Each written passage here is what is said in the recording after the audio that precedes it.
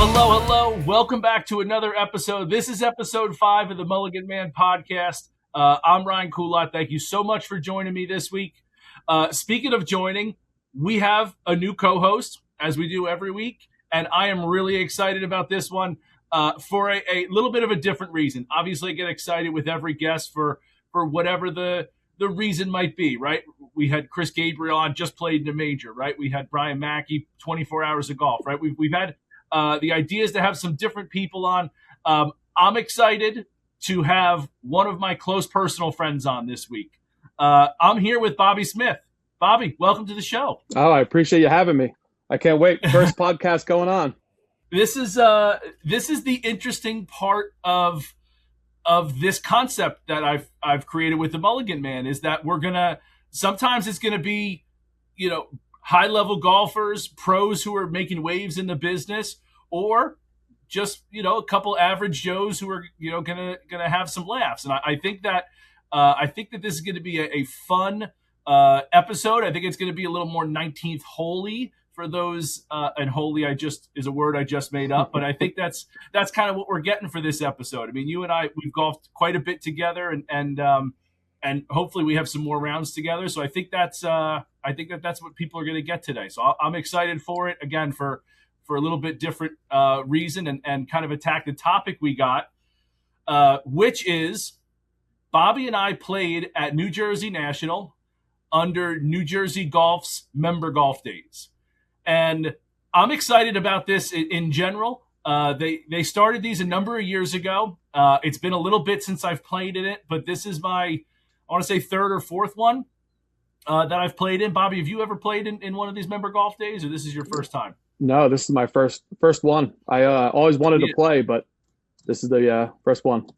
It was really, really cool. I've said for years that they are a great experience. They're kind of part tournament, part outing at a course that you don't normally get to play. We got to play New Jersey National, and if we didn't get invited by a member, we couldn't get on New Jersey National. So it was an opportunity for us to play a course that we wouldn't have gotten on. It's an opportunity to play in a tournament style, get the competitive juices flowing kind of atmosphere.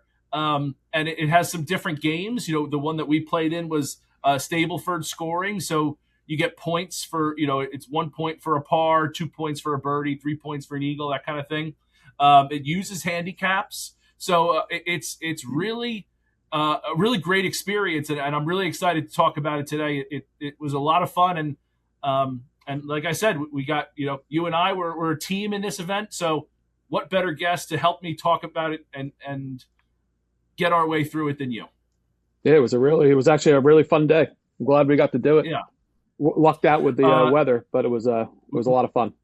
Lucked out with the weather, and I'll probably mention this before, but Bobby and I had such a great time that on the drive home, we signed up for another one. So we really had a good time, and it was really a blast. And again, I don't think you can, for a number of reasons, I don't think you can beat the deal, which we'll get into. I don't think you can beat the experience of getting to play a place that, again, the public can't get to, and getting to experience, again, kind of tournament atmosphere, which really, we just had the New Jersey AM at Baltusrol, and in order to try to qualify, you have to have a certain handicap. I think it's below 7 or 8, I want to say. Mm-hmm. But you really got to be a good golfer to get into the qualifier, right? So this kind of leaves it open to some people who, again, like you and I, who are, I don't want to say high handicaps, but we're high single, low double digit handicaps. We can kind of fluctuate there. And I think that gives us an opportunity to, again, exercise those competitive juices outside of, hey, let's play a $10 Nassau today kind of thing. So before we get into the day and all that, I got a couple thanks that I want to throw out. First, New Jersey Golf for putting these on and hosting them. As I said, it's been a few years since we've done one, or since I've done one. It's only gotten better from what I remember. And that is Kevin Purcell as the leading the charge, the executive director. Rich Kennedy, who's in charge of, he ran the tournament. and he's in charge of the handicaps and that sort of thing. And they even had an assistant there, Evan. And Evan, I'm sorry I didn't get your last name, but you're going to be intern Evan for the rest of the episode. Couple other people I do want to thank. Sean Toohey, the GM at New Jersey National. Thank you for allowing New Jersey Golf to come here and put on such a great event and showcase your course there. Mike is the head pro and his staff. I mean, Bobby, you can comment on this. Like, there wasn't one ruffle in any of the feathers there. I mean, execution of the day was flawless, from when we got there to check-in, to the food, to the things in the locker room, to the outside ops. Seems like I lost Bobby for a second. There he is. What happened? So I was just saying that I think like there was no feathers were ruffled in this day. Like, it was flawless execution from the pro staff, the pro shop, the outside ops guys, the food service people. Like, everything was excellent. So to the staff there, from stem to stern, excellent job. Yeah, everything was outstanding. From when we pulled up, got our bags on. They knew exactly where we're going to be. Walked in, had lunch, and honestly, I didn't get a chance to talk to any of those the outside ops guys, but even to the point where like they were like, "Hey, we're going to go out," and maybe it's a New Jersey National thing, but they were directing you on which way to go. Like, hey, holes 9, 8, 7, 6, go that way. 1 through 5 that way. Like, it was excellent. It really was. So. So big thanks to those people, and a couple shout outs. I mean, Bobby, you and I in these kind of events, you and I were a team, but we got paired up with two other guys who were also a team. And Scott and Bob, you never want to get paired up with like someone who you don't vibe with, right? There's all kinds of different people in golf, but like, if you're out there to listen to music, which I know you and I are, if you're in there out to have a couple drinks, which you and I are, you don't want to get paired up with the person who doesn't want to drink, doesn't want to listen to music, is the cut the racket off. And these guys were great dudes. I mean, they were a couple years older than you and I, but they were great guys. So Scott and Bob, a shout out to you guys for playing with us. And we had a lot of fun. And hopefully it's not the last time you and I get to see them. And then that was a good day. It really was. It was it was a good foursome. It really was a good, fun crew there. And then Jimmy and Kevin, there were two guys that came up to me that recognized me from the pod. So I always like giving a shout out. Appreciate you guys. Again, DM the account. I got some stuff for you guys. So I appreciate it. Thank you.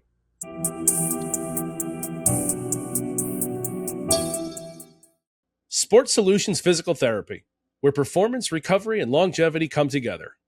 Founded by Dr. Michael Pomacala, a board-certified physical therapist specializing in orthopedics, sports rehab, and golf performance, Sports Solutions helps athletes and active adults move better, feel stronger, and stay in the game longer.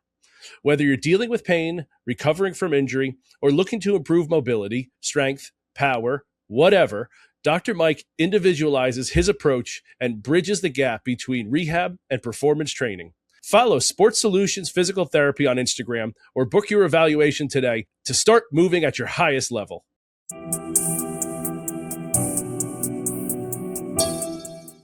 All right, Bobby, let's get into the crux of it. Sir. So we pull up, they got the flags going. We go in to check in, and we got lunch. And the first thing that hit me, and you and I have talked about this quite a bit, is when you're at a place and you're there not just for the golf, right? You're getting the experience, the food service experience. Seeing the view is part of that. And the food was excellent, but man, that view off like that top deck that we were seeing, the vistas, you're seeing up 9, down 10, you got 18 there, you got a whole big view. I mean, that view was the start of our day. That I would like. We're in for a real treat today. That's where it kind of started. Yeah, there was 3 great holes we could look at. The 3 looking down 10 there. That was a great hole. That's one of the hardest on the golf course. And then looking up 18, 18 greens sitting in front of us. I could sit there all day. watch guys, like we said, maybe put $1 or $2 on hitting the green or hitting the fairway, stuff like that, having some fun. But it was that was a great spot to have lunch.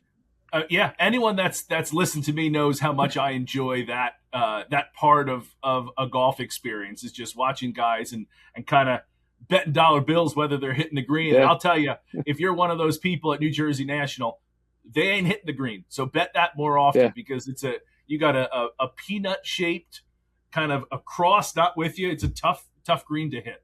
Yeah, and where our flag was all the way to the left side, that was a tough, 10 yards wide or whatever it was. It was a tough spot to hit. It was a brutal pin. Especially with our fade shots in there. Yeah, it didn't help us. But, and even like I had to nail, what was that, a 10-foot putt on 18 to make par after an awful lag putt attempt. So we'll get into that as we get in. But I just knew right from the get-go that it was going to be a great day because I had never been there before. I was excited to see it, and really just an awesome start to the day. So we get out there. They instruct you on some of the rules for the day, and Rich speaks and Sean spoke. They sent us out, and we started on hole 6. And I have the scorecard in front of me. I got both, but the actual scorecard from the Blues is 63-78. So it's not terribly long. And the scorecard for the event is the same. I didn't realize it was going to be the same. Yeah. So it is. It's not terribly long, but I'll tell you, I know that when we talked about it, like, oh, that's a little on the shorter side, but I guess they're going to have, they got to have it for everybody. But I'll tell you, it did not feel 6,300 yards, 6,400 yards. It felt closer to 67, 68. It felt deep. There's a lot of shape shots, a lot of dog legs. You had to hit certain shots to get this the right spot. Right, and I felt like it was distance in all the right spots. Like they had some par 3s that were short, that I've talked about that they need to be, 160-yard par 3, 130-yard par 3. But then they also got 200-yard par 3, 165-yard par 3. So they got a good smattering of par 3s there, which helps kind of with that distance and that feel. And then honestly, some of the carries that you had to have, there was that big ravine on that was 17. 17, that you had to carry, and that could be a tough one. There was really some good ones, and then honestly the elevation change as well I think helped it give it that feel of being longer than it was. You had a lot of tee shots that were either low and going to the fairway was kind of rising up with you, or elevated green complexes, and that also was going to add some distance. So it was a good test. It really was. There's no doubt that course could host a championship for New Jersey golf with no without effort. a doubt. Yeah, without a doubt, it'd be perfect. Right now. So we start on 6, and I want to jump in right to this because my favorite stretch of holes was 7, 8, and 9 right there.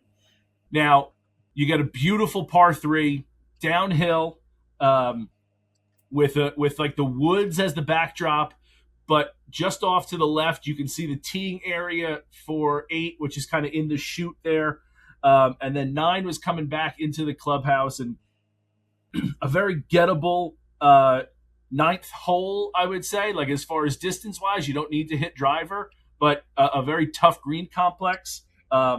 You got to be in the right spot. You got to use your angle if you want to get to the green in 2 on 8, which I think is super difficult. You got the cluster of trees, which you're going to try taking a 3-wood, 5-wood over, which is going to be a difficult challenge to say the least. Yeah, so, it was a double dog leg right, and then a dog leg, the small dog leg left going back at the green.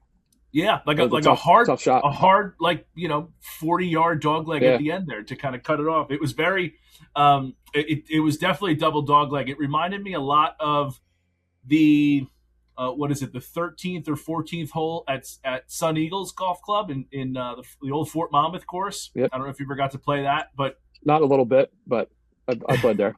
Yeah. but a double dog leg that was kind of Yeah. like it. That if you got to have the right angle, the right distance, the wind's got to be right in order for you to try getting home in two. And so that stretch right there was my favorite. Did you have one set or grouping of holes that was your favorite there throughout the day? I like the I was a big fan of 17, 18 coming up the final stretch that Yep. the carrying a big ravine. You had to hit it 225 to carry, probably to get in the fairway, which are, luckily made it over. And then it's and a then big 18 carry. It was a big carry. We had wind in the face, rain. It was tough. It was tough. misting a little bit. Yeah, that was definitely a hole where I was like, this is a little bit harder than some people are gonna like. Like I know that some people didn't make it over the ravine throughout the day, and I would imagine that number is higher than normal. Yeah, probably. I'd say it was cold. Well, not that cold, but colder with the rain. Yeah. It was a tough carry. And then 18, the par 5 coming in. I enjoyed that hole. It's a beautiful hole. Big bunker on the left there. Big bunker. I have to hit the first drive. You got the water on the left, and then you have to hit a nice second shot, and then third shot coming in. Tough green. You got to execute 3 good shots to get onto the green, and then you can't be wary. The other thing that I'll say about the greens here, and this kind of goes for all the holes, they were very subtle, is how I would call them. That you could see the breaks, but then the ones that you couldn't, like you thought you had a straight putt, and it would just kind of dive past the hole because you didn't see it, you couldn't see it. The last couple inches. Yeah, and then even reading some of the breaks on the greens, I felt like we underread a whole lot because you just didn't see it being that much. I think subtle is the way to describe the greens there. Yeah, they were great. Like you said, it was you can see it breaking right to left, but not when it gets down to the green, down to the pin. We had that last couple inches that all of a sudden it snapped to the left or snapped to the right and missed it low. Yeah, did that a bunch. Yeah, definitely. As it slowed, it starts to snap, kind of thing. So you like the I like 17, 18? Yeah, I like the finishing holes. That was good. That was a course that utilizes its clubhouse beautifully. Using the 18th hole and the 9th hole to come right back in with the outstanding view is definitely a good way to have it there. Yeah, that's perfect.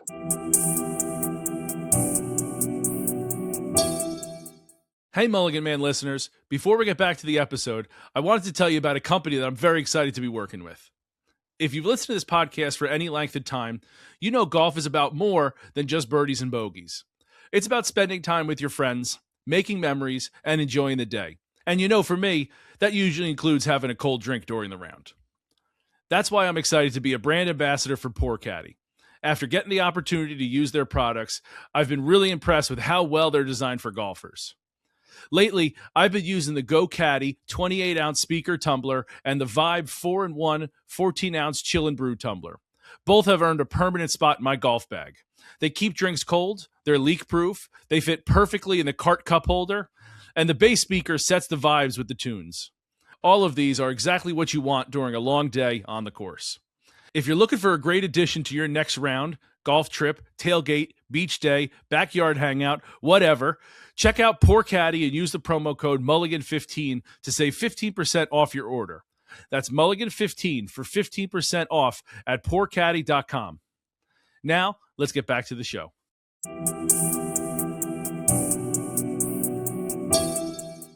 What was when you think of the day, did you have a favorite view? Favorite view?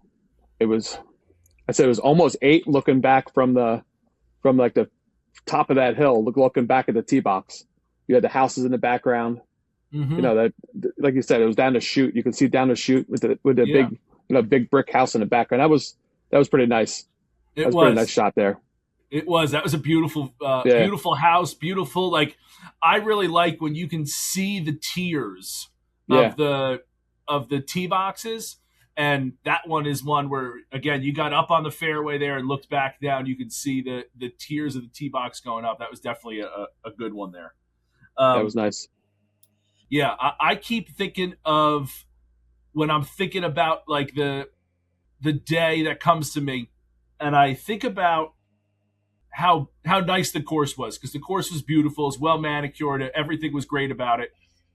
That little stretch over by, so we got 10, 11, 12, might have been 13 is the par 5, and then 14 is that par 4. You coming back. It's tough to hit driver, and then the par 3 coming back. Yeah, that little corner of the property over there, I really, that's when I think about the day, that's the view, not necessarily the shots or the golf that was played at that at that end, because sometimes it wasn't great golf, but seeing those, like the mountains, the houses, all of it's well manicured, and then even that, like, to the left, I don't know if you noticed it, they had like that big ravine, the like drainage ravine, the drainage, it is. The drainage ditch, I mean, Bobby, even that was well manicured. It was perfect. It really looked like a golf course. It was. I was wondering if that was their short game area until I realized that it is like where water was running through. Yeah. Yep. So that was really cool. So like that like section there, and then so after the par 3 is 16. Yeah. With the postage stamp green. Yep. That view going out, looking over the ravine of 17, that was a beautiful view as well. So that stretch there is really or that section of property, just unbelievable. Yeah, stand up. We were happy not to be playing the blacks on that 17th hole, because they're up next. You remember seeing them? They're up next to the green, and it was probably 260 to carry. Yeah. Bobby goes, look at the blacks. And I look back and I go, I don't see them. And he goes, that's because keep going. They're way over there. That would have been that carry is crazy. You almost got to aim for the ladies' tees far left. Just follow the cart path. See if you could just kind of hop your way from tee box to tee box there. What was your favorite hole? I still think I think 17 is my favorite hole there. I love that carry. I had a great, especially I played it well. I had a nice second shot in right off the green, and then 3-putted. So it was we had some shots that we'd like back for sure. No, that ends, 16 too. 16 with a postage stamp. I had a couple nice shots in there. Great shot there. Yeah. I had a great second shot just left of the pin, in between the pin and the bunker. Yeah. So that was the pin was tight left too, so for you to be able to leave it on that side was, I know, not intentional, but it was a good shot. Yeah, checked going for the middle. Nicely. Yeah, it was going for the middle of the green. But that's I enjoyed those. I kind of I liked the first hole. The first hole coming back, it started. I think that's what it started to rain on us a little bit. Hole 1. Hole 1, yeah. That was a good starting hole. It's open. Yeah. You got the driving range is right there. The putting green is right there. And I didn't talk to anybody to know what they're doing, but clearly they're doing some work there and going to improve the area over there. And I don't even mean that as a negative. Like, the area was really beautiful. What they clearly recently did stuff to the driving range, because that was new and really nice. But yeah, that was a good hole downhill. But again, you would think you're going to lose yardage, but I had 200 yards in, which should be a 5-iron for me, and I came up 15 yards short of it. So it was tough. It was had a bunker in the front right, had a nice big bunker, so the pin was tucked behind it again. So you had to carry it. Yeah, you had to carry everything. Carry it or put it left side of the green, and then have a big putt coming back with all traversing the land there.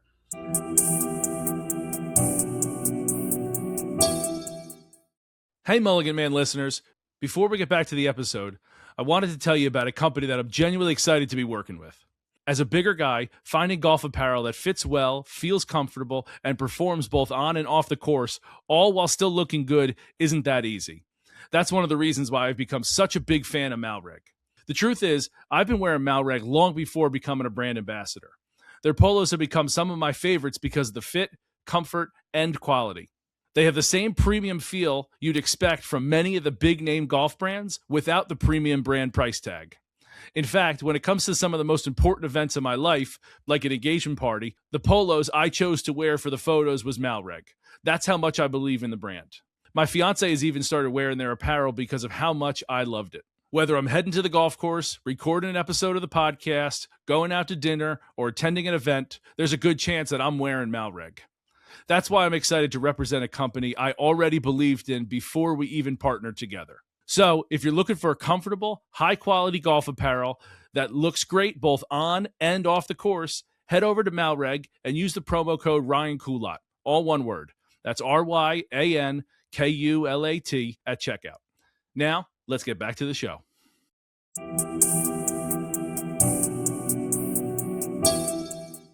The hardest hole, handicap-wise, is number 10. Yeah. And I know we got a story for number 10. I really liked number 10. I thought it was going to be a good like refresher, and then I get to the tee box and I go like, okay, this is going to be a nice hole, and I go and I slap one off to the right into the fescue. I have to take an unplayable, put it on the green. But I'll tell you, that green complex, from standing 50 yards away, you're just encompassed by like a horseshoe. Yeah. And it was really, really good. Runoffs kind of all over. You got a shaved area. It was a great hole, but that's the hardest hole as far as handicap goes. What did you think was the hardest hole on the course? I think some of the par fives for me. I think eight was pretty tough. The double. I mean, I didn't play it too great. I had a terrible drive and a terrible second shot, and almost a terrible third shot. But I think that was a tough hole for me. Well, Bobby, if you take away the three bad shots, you really had a nice hole. Oh, I would have birdied. That was, I mean, even if I always try to look at it like, if you take away the bad shots, right? Like, obviously, I didn't mean to chili dip one. I didn't mean to slice it into the woods. I didn't mean to top one and dribble it 3 feet in front of me. But like, if you look at the hole and kind of analyze where things are, like 8 is a very tough hole, and it is the number 2 handicap on the scorecard, which makes sense. I honestly, the hardest hole for me when I'm looking at it was hole 2, and it's interesting because hole 2 is the only par 5 that should be gettable per the yardage. Yeah. So it's 448, right? So you should have something kind of decent coming into the green. You should have an opportunity to get home in 2. You got hole 8, which we're talking about. This double dog leg is 500 plus yards. Yeah. And you got to go over a grouping of trees, which is well blocking, and there's a bunker there. So there's a few things that are making it obviously much tougher. 13 is 527 yards. Again, it's the 11th hardest hole, but you got to put it over 300 yards to have 260 in. Like, you're not getting home in that one either. So no, that was a tough hole. That was the one I was going down, bends to the right, and I had I think the third shot was downhill to that green. I mean, I felt like I put a really good drive out there. I put a really good 5-iron out there, and I still had to get a 9-iron to get onto the green. So it was all of that shot to get there. So, and then as we've mentioned, hole 18 is a par 5, and that's 520 plus yards as well.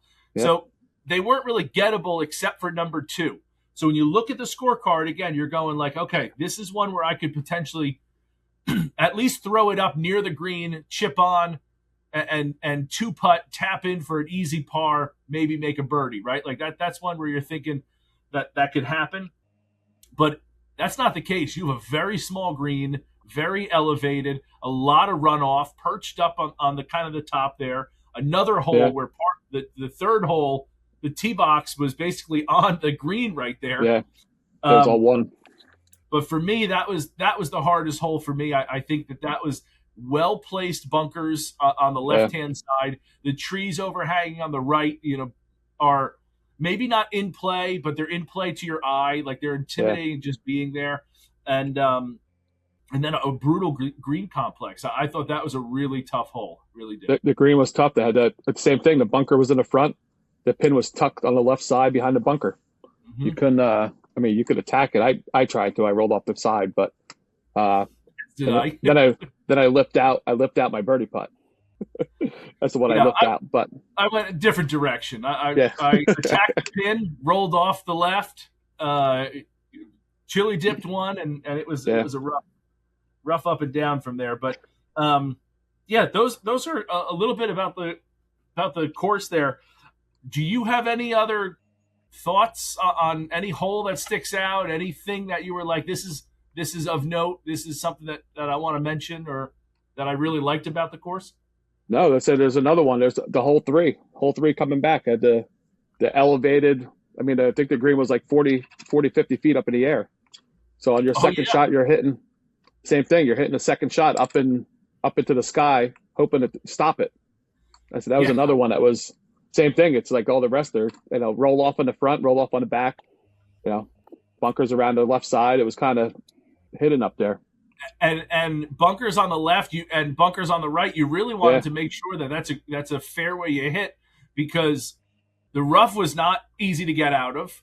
No. And then I was standing basically on the side of a hill. I had hit the cart path and bounced forward, so at least distance-wise, I could get it there. But I had my left foot was above my right knee as I was hitting, so it was a tough to attack a green that way, and even still, like it's elevated, it's challenging. There's bunkering around it. It's another really good one.